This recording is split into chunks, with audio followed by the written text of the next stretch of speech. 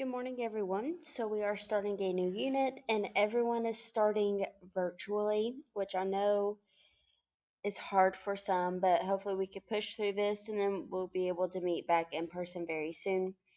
So, first off, I kind of want to go over the digital notebook. But first, if you are zoomed way in on this video in your digital notebook, or you can't even see it at all, if you hover your mouse over the video, let me see if I can find an example.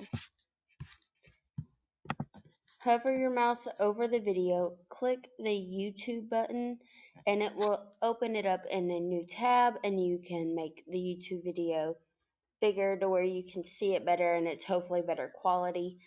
So if you have any questions about the YouTube video or you can't see it, don't wait a week and a half to where you're behind to ask me. Send me an email, send me a message on Canvas, and I'll try to make it work for you.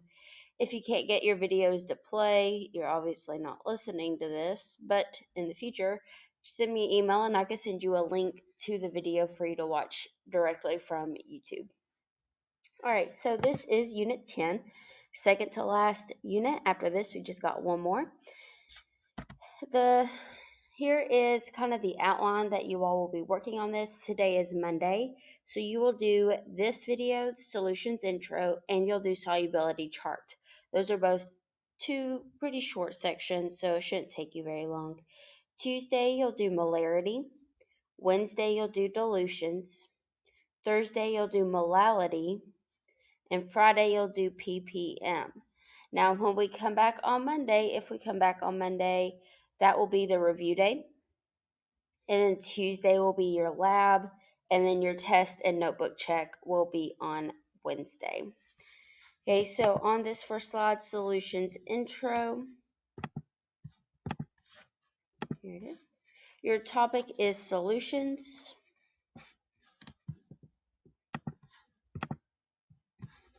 And your goal is I can identify different parts and properties of solutions.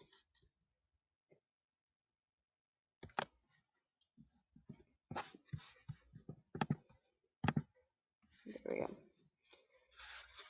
Okay, and two, you'll notice in my videos, I don't pause like I do in class to give you time to write it down because you're watching a video. You could just pause it, type out what you need, press play. Remember, if it's red, it's a vocab word. If it's underlined, you do need to type it as well. Okay, so first we need to know what a solution is. A solution is a homogeneous mixture of a solute dissolved in a solvent. So a homogeneous mixture means it's the same throughout. That's like when you pour creamer into coffee. Once you do that, you can't really separate what's creamer and what's coffee. It's all mixed together. So what makes up a solution? You have two parts. You have your solute and you have your solvent. And you do need to know both of these words because you'll see me refer to them a lot in this unit. So a solute is what's being poured into and dissolved in the solvent, and it's oftentimes the smaller amount. And then the solvent is what's doing the dissolving. It's oftentimes the bigger amount, and it's water for the majority of the time. Now, so let's say I'm pouring salt into water to make it salt water. The water is the solvent because it's the bigger amount, it's what's doing the dissolving, and your salt is your solute because it's what's being poured into it. So here are some properties of solutions. You don't have to write these down, just kind of a refresher. So for temperature, for solid solutes, as temperature increases, your solubility increases, or your ability to mix things together. For gas solutes, as temperature increases, solubility decreases. So it is different for each, whether it's a solid or a gas.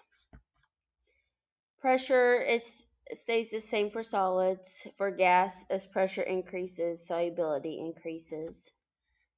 And like dissolves like. Okay, so what that means.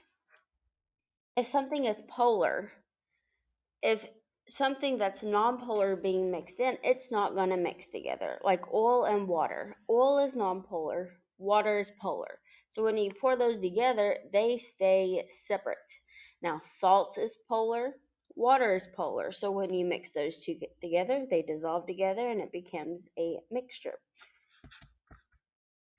And that brings us to solubility, which is the ability of a solute dissolving in a solvent. So if something is soluble, then that means it can mix. They will mix together. They will make a mixture.